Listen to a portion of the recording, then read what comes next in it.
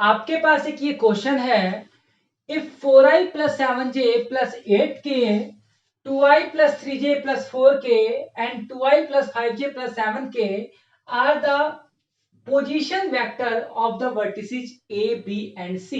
मतलब आपके पास 3 point given है और उन 3 पॉइंट के आपको वर्टिसेस बताए हुए हैं, ठीक, रेस्पेक्टिवली ऑफ ट्रायंगल एबीसी। जो कि मैंने बोला आपके पास 3 पॉइंट है और वो भी पता चल गया कि वो ट्रायंगल बना रहा है और ट्रायंगल के वर्टिसेस आपको ये गिवन है, ठीक है। अब ये क्या बोल रहा है, मैं सबसे पहले ये बना लेता हूं ये क्या बोलना चाहता है। देखो ये क्या बोलना चाहता है, ये बोलना चाहता है कि आपके पास एक ट्रायंगल है बच्चों ए बी सी और ए का जो पोजीशन वेक्टर है वो ये है। मतलब चाहो तो इसको लिख भी सकते हो, कितना है ये आपके पास 4i plus 7j plus 8k, ठीक। यहां पर जो बी वेक्टर है इसकी जो वैल्यू है this will be 2i plus 3j plus 4k and C vector का जो पोजीशन वेक्टर है this will be 2i plus 5j 2i plus 5j plus 7k, correct, ठीक। ये क्या हुआ 4i plus 7j plus 8k 2 3 4, ठीक। ये कितना हो गया 2 5 7, ऑलराइट। चलो अब देखो यहां से क्या समझ में आता है हम लोग को कि आपको ए बी सी दिया हुआ है। चाहो तो तुम, मैंने हमेशा बताया है, चाहो तो तुम इसको ओ ए वेक्टर भी बोल सकते हो। क्यों? क्योंकि देखा जाए तो ये जो पॉइंट होगा कहीं ना किसी के रेस्पेक्ट में होगा ही इसके कोऑर्डिनेट्स। तो मतलब क्या हुआ कि हम ये मानते हैं कि मान लेते हैं कि ओरिजिन है, इस ओरिजिन के रेस्पेक्ट में इसका ये पॉइंट होगा। जैसे कि मैं 3D की बात कर रहा हूं, इस पॉइंट के रेस्पेक्ट में इसका कुछ ना कुछ डिस्टेंस रहा होगा। अब देखिए यहां पर चाहो तो ओ ए वेक्टर लिख सकते हो, चाहो तो ए वेक्टर लिख सकते हो, यहां पर मैटर नहीं करेगा, ठीक। तो यहां पर देखिए मैं मानता हूं कि यहां पर रियल में लिखने का तरीका तो हमारे पास यही है 4i plus 7j plus 8k cap, ठीक। अच्छा ये बताओ लास्ट क्वेश्चन तुम लोग को समझ में आया? क्वेश्चन नंबर 36 तुम लोग को समझ में आया? देखो क्वेश्चन नंबर 36 के अंदर लास्ट में हम लोग को लग रहा था कि वहां पर जो वैल्यू है वो हमारे पास 3 आएगी, नहीं उसकी वैल्यू बिल्कुल 9 आएगी और 9 से तुम डिवाइड करोगे तो देखोगे कि जो option, I think option A है, ऑप्शन ए तुम्हारे पास क्या रहेगा, उसका करेक्ट रहेगा, ठीक है। तो वहां पर कंफ्यूज मत होना, जो हम लोगों ने किया है बिल्कुल सही किया है, ठीक। लास्ट में हम लोगों को क्या करना है, 9 से मल्टीप्लाई करवाओगे लैम्डा टाइम से, वो 9 से 9 कैंसिल आउट हो जाएगा, एग्जैक्टली आंसर बचेगा। देख लेना क्वेश्चन नंबर 36 नहीं देखा है तो ये क्या आ गया, ओ ए वेक्टर, ओ बी वेक्टर, ओ सी वेक्टर कितना आ गया 2 5 7 के आ गया, ठीक।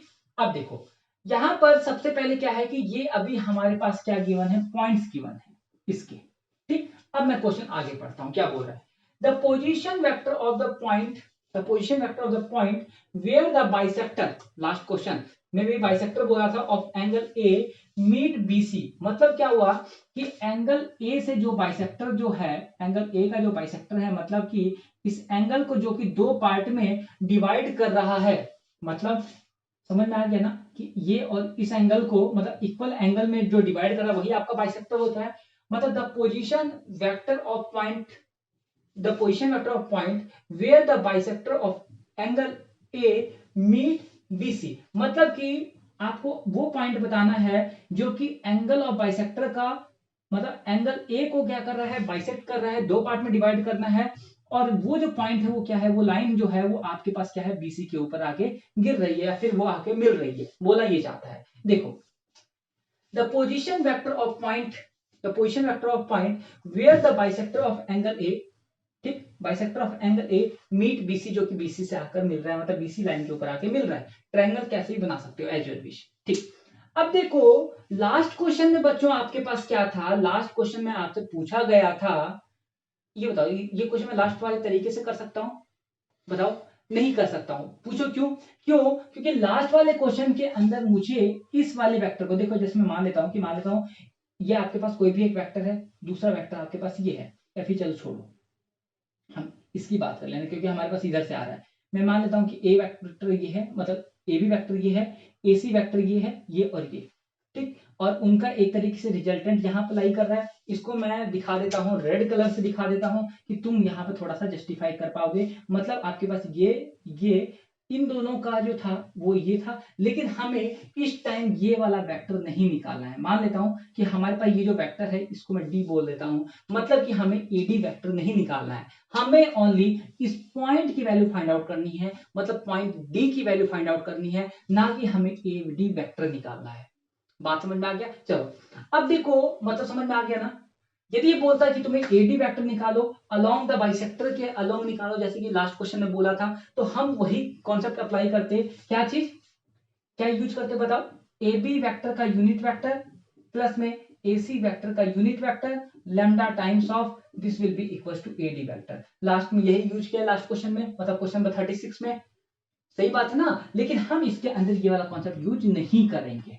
रीजन समझ में आ गया मैं क्या बोलना चाहता हूं? क्योंकि हमें ये वेक्टर नहीं चाहिए, हमें ओनली इस पॉइंट्स के कोऑर्डिनेट्स चाहिए, क्योंकि इसने बोला है the position vector of the point, मतलब इस पॉइंट का हमें पोजीशन वेक्टर चाहिए। तो देखो यहां पर जब हमें पोजीशन वेक्टर चाहिए तो हम इस पोजीशन वेक्टर को निकालने के लिए क्या यूज कर सकते हैं, क्या थ्योरम यूज कर सकते हैं, वो सोचने वाली बात है। देखो सबसे पहले तुम क्या करो, जब भी ये क्वेश्चन ऐसा है तो हमें डिस्टेंस तो चाहिए होगी, मैं ये डिस्टेंस और ये वाली डिस्टेंस निकाल लेता हूं, उसका रीजन बताऊंगा। देखो यहां से बच्चों आपके पास ए बी वेक्टर कितना आएगा, बी माइनस ए, तो कितना हो गया माइनस का 2i, मतलब 2 - 4, 3 - 4 करोगे, 3 - 7 करोगे तो माइनस का 4j हो जाएगा, 4 - 8 करोगे तो माइनस का 4k हो जाएगा। बात समझ में आ गई? कोई दिक्कत है क्या? चलो यहां से आपके पास ए बी वैक्टर आ गए, यहां से यदि बच्चों में बीसी वैक्टर निकालूंगा तो बीसी वैक्टर कितना होगा, सी माइनस बी।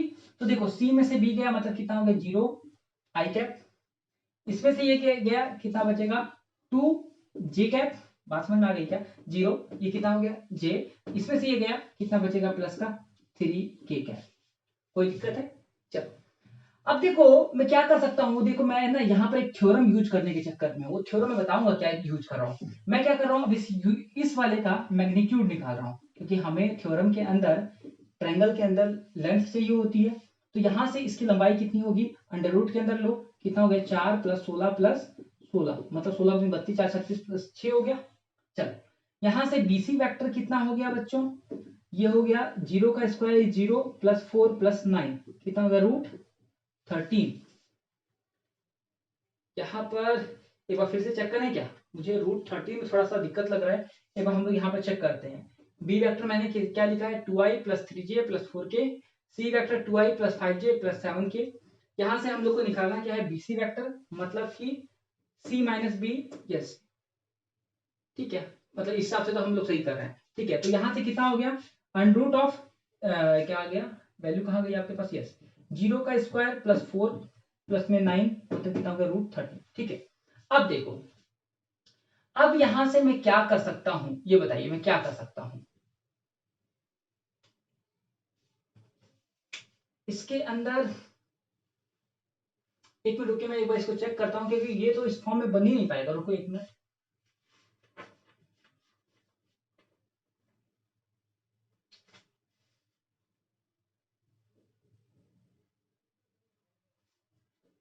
ये आपके पॉइंट्स तो बिल्कुल एक्यूरेट हैं। यहाँ पर हम लोग एक बार फिर से देखते हैं इसको। ओ ए वैक्टर की वैल्यू हो गई, ये हो गई हमारे पास। ए बी वैक्टर कितना आ गया हमारे पास 2 - 4, 3 - 7 is -4, 4 - 8 is -4। यहाँ से सी ए वेक्टर, अच्छा हम लोगों ने यहाँ पे बीसी वेक्टर निकाल दिया ना, हम लोग को यहाँ पर एसी वेक्टर चाहिए होगा। उसका रीजन पता है, बताऊंगा अभी क्या रीजन है उसका। हमें यहाँ से एसी वेक्टर चाहिए, बीसी वेक्टर की हमें हमारे पास कोई रिक्वायरमेंट नहीं है, हमें यहाँ से क्या चाहिए एसी वेक्टर। एसी वेक्टर यहाँ पर कितना होगा ये देखिए, एसी वेक्टर क्या है ये वाला मतलब 2 - 4 is -2i, 2 - 4 is -2i, 5 - 7 is -2j cap, and 7 - 8 is -k cap। बात समझ में आ गई? एक बार फिर से चेक कर लेते हैं। 2 - 4 is -2, -2 एंड -k cap। ठीक, अब यहां से यहां पे मैं बोलूं एसी वेक्टर का मैग्नीट्यूड कितना हो गया, ये चेक कर लो। 2 दूनी 4 + 2 दूनी 4 + 1 = 9। देखो इस टाइप के जब भी क्वेश्चन करोगे ना, थोड़ा सा आइडिया लग ही जाता है पहले कि हमें करना क्या है। क्वेश्चन की स्टेटमेंट समझो, जैसे मैंने तुम्हें लास्ट क्वेश्चन करवाया, उसमें तुम लोग को समझ में आ गया ना कि हम लोग को इस टाइप का कोई भी क्वेश्चन होगा वो करना कैसे है। देखो इवन कि तुम लोग ये क्वेश्चन पढ़े होगे, तुम लोग को फील भी वैसा ही हुआ होगा कि हमें ये क्वेश्चन वैसा ही करना है, लेकिन बस इसमें दिक्कत क्या थी कि अलोंग के बजाय इसने पॉइंट के कोऑर्डिनेट पूछ लिए। तो याद रखना पॉइंट पूछेगा तो करना आपको वही है, तो आइडिया लग जाएगा आपको। अब देखो यहां से देखो मैंने क्या निकाल लिया बच्चों, इसकी लंबाई निकाल ली मैंने, यहां से यहां तक की लंबाई निकाल ली, यहां से यहां तक की लंबाई निकाल ली। बात समझ में आ गई। अब देखो हम लोग थ्योरम क्या पढ़ते हैं कि यहां पर मैं क्या बोलूंगा, ए बी वेक्टर का magnitude divide by A C vector का मैग्नीट्यूड। मतलब मैं समझ रहे हो मैं क्या बोलना चाहता हूं, मैं बोलना ये चाहता हूं कि साइड का जो रेशियो होता है वो इनका मतलब जहां पर ये एंगल बाइसेक्टर जो होता है उसके रेशियो के बराबर होता है। तो मतलब क्या हुआ, यहां पर आप क्या बोल सकते हो, A B vector divide by A C vector equals to B D. मान लेते ये पॉइंट डी है तो कितना हो गया, B D divide by D C. बात समझ में आ गई। चाहो तो इसको मैग्नीट्यूड की फॉर्म में दिखा दो, कोई दिक्कत नहीं है। ठीक, तो यहां से देखो मैग्नीट्यूड का मतलब क्या हुआ, एक तरीके से समझा जाए तो हम लोग इसको भी हटा सकते हैं, इसको भी हटा सकते हैं, इसको भी हटा सकते हैं। ठीक, तो मतलब क्या हुआ कि हम लोग को यदि कहीं पर भी इस तरीके से लिखा हुआ है मतलब कि उसका मैग्नीट्यूड ही है, ये भी इसका मैग्नीट्यूड का ही मतलब होता है। तो मैग्नीट्यूड लेके भी कर सकते हो, मतलब मैग्नीट्यूड तो अंडरस्टूड है कि उसका मैग्नीट्यूड ही होगा, मतलब मैंने इस तरीके से हटा दिया कि तुम इसमें कंफ्यूज ना हो। अब देखो यहां से कितना हुआ, ए बी की जो लंबाई है मैग्नीट्यूड वो कितना है ए बी का, ए बी इज, अच्छा मैंने रफ कर दिया क्या इसको, 4 चौका 16 मतलब ये 6 आया था, ए बी वेक्टर कितना आया था हमारे पास, 6 आया था। कितना आया यहाँ पर 6 divide by A C vector आपके पास कितना है 9 इज इक्वल टू कितना है B D by D C. समझ गए, मतलब इसकी भी लंबाई 6 थी, इसकी भी लंबाई हमारे पास कितनी थी 9 थी, और ये कितना हो गया B D by D C. अब इसको कैंसिल आउट करोगे तो ये कितना हुआ 3 दूनी 6 और 3 9, मतलब कि ये कितना हो गया 2/3 हो गया। ये बचेगा ना या कुछ और बचेगा, अच्छा सॉरी ये 1 बचेगा ना, ये 3 बचेगा, तो मतलब ये कितना हो गया 3 बचेगा, मतलब ये कितना हो गया एक तरीके से 1:2 हो गया, मतलब ये क्या हुआ 2:1 हो गया। बात समझ में गई है ना, मतलब इसका अंडर रूट लेंगे तो हम लोग 2:1 हो गया। मतलब बच्चों यहां से एक चीज समझ में आ गई कि ये जो है ये कितना है आपके पास 2 है और ये कितना है 1 है। क्यों, बीडी की वैल्यू कितनी है आपके पास, क्रॉस मल्टीप्लाई करवा के देखो। ठीक है, मतलब क्या हुआ बीडी की जो वैल्यू है, या फिर कंपेयर कर लो, बीडी की वैल्यू कितनी है 2 है और डीसी की वैल्यू कितनी है आपके पास 1 है। हमें निकालना क्या है, पॉइंट डी के कोऑर्डिनेट निकालने हैं। अब तुम्हें दिखाई दे रहा है कि यहाँ पर पॉइंट डी इस और इसके बीच में लाई कर रहा है, मतलब कि तुम लोग क्या अप्लाई कर सकते हो, क्या अप्लाई कर सकते हो बताओ। यहां पर मैं इंटरनल बाइसेक्टर वाला फॉर्मूला अप्लाई कर सकता हूं। क्यों, क्योंकि ये जो है इसका पॉइंट पता है, इसका पॉइंट पता है, बीच में इन बीसी के बीच में कहीं पर भी पूछता है तो इंटरनल बाइसेक्टर का फॉर्मूला यूज करेंगे। और इंटरनल बाइसेक्टर का जो फॉर्मूला है आप लोग हमेशा ही पढ़ के आए हुए हैं, क्या पढ़कर आते हो इंटरनल बाइसेक्टर का फॉर्मूला, बताओ तो जरा। हम लोगों ने पढ़ा है x का जो होता है कितना m इंटू में x2 प्लस n इंटू में x1 divide by m1 plus में m2। बुक वाले अपना अलग अलग तरीके से लिखते हैं, मतलब m प्लस n भी लिख सकते हो, हर बुक वाले अपना अलग अलग तरीके से लिखते हैं। तो यहां से देखो y के अंदर क्या होता है ओनली y आ जाता है। ठीक, तो यहां से देखो बच्चों यहाँ पर क्या हुआ, m क्या होता है, m हमारे पास ये होता है ये वाला, n क्या होता है ये वाला, मतलब m होता है ये वाला और n होता है ये वाला, मतलब m इंटू में x2 मतलब ये वाला x2 y2,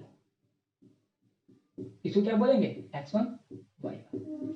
तो मतलब यहां से क्या हुआ बच्चों कि हम लोग क्या बोलेंगे m इंटू में x2, m इंटू में x2 कितना होगा, यहां से देखो x की वैल्यू कितनी हो गई, m आपके पास कितना है देखो, m की वैल्यू है कितनी 2, x2 की वैल्यू कितनी है ये वाली, तो यहां से आपके पास कितना वैल्यू बच गया, इसकी वैल्यू हम लोग निकाल देते हैं। तो कितना होगा 4i कैप 2 इंटू में 4i कैप प्लस में 10j कैप प्लस 2 इंटू में कितना हो गया 7, मतलब क्या कितना हो गया 14k कैप। ये वैल्यू किसकी आ गई आपके पास, किसकी वैल्यू आ गई, ये आपके पास आ गई 2 इंटू दिस, मतलब क्या हुआ ये आ गई आपके पास, फॉर्मूला कहाँ गया हमारा m इंटू x2 की। अब n इंटू में x1 करोगे तो n इंटू x1 कितना हो गया, n की वैल्यू कितनी है ये, x1 कौन सा ये वाला, तो 1 से मल्टीप्लाई करो कितना आएगा 2i प्लस 3j प्लस में 4k cap divide by m plus n मतलब कितना हो गया 2 प्लस 1। बात समझ में आ गई। चलो अब इसके कोऑर्डिनेट बताओ कितना कितना आ गया, फटाफट बताओ कितना वैल्यू आ गया। आई को आई भी जोड़ोगे कितना हो गया 6i, ये कितना हो गया 10 इंटू 3 प्लस 3 13 जे कैप, 14 प्लस 4 कितना आ गया 18 के कैप डिवाइड बाई 3। मतलब यहां से चाहो तो ये आपके पास क्या आ गया x का कोऑर्डिनेट आ गया, मतलब कि इस पॉइंट के अंदर x कितना होगा, x का कोऑर्डिनेट आ गया। तो यहां से देखिए आपके पास कोई ऑप्शन में है क्या, यहाँ पे देखो माइनस में है, हमारे पास सारी वैल्यू प्लस में है, ये है क्या, ये भी नहीं है। उसके बाद ये है क्या 6 प्लस 13 प्लस 18 अपॉन 3, यस हमारे पास ये वाला ऑप्शन है। बात समझ में आ गई। तो बच्चों यहाँ पर ना क्वेश्चन को जब तुम सॉल्व करोगे, यदि यहाँ पर अलोंग द लाइन बोलेगा ना, अलोंग द लाइन बोलेगा तो फिर उस केस में पिछली बार की तरह सॉल्व होगा, लेकिन यदि पॉइंट के कोऑर्डिनेट्स पूछेगा तो ये क्वेश्चन इस तरीके से सॉल्व होगा। मतलब हम लोगों ने क्या निकाला, सबसे पहले ये वाला जो क्रियाक्रम था, मतलब कि हम लोगों ने ये वाला जो साइड निकाला मैग्नीट्यूड, वो क्यों निकाला, हम लोग को बाइसेक्टर पता करने के लिए, मतलब कि वो कितने रेशटू कितने में काट रहा है। यदि वो पता चल जाएगा फिर तो हमें इंटरवल बाइसेक्टर का फॉर्मूला पता है, ये हम लोग अप्लाई कर ही सकते हैं। बात समझ में आ गई, कोई दिक्कत है क्या, यदि कोई दिक्कत हो तो कमेंट कर दो, समझ में आ गया तो लाइक कर दो।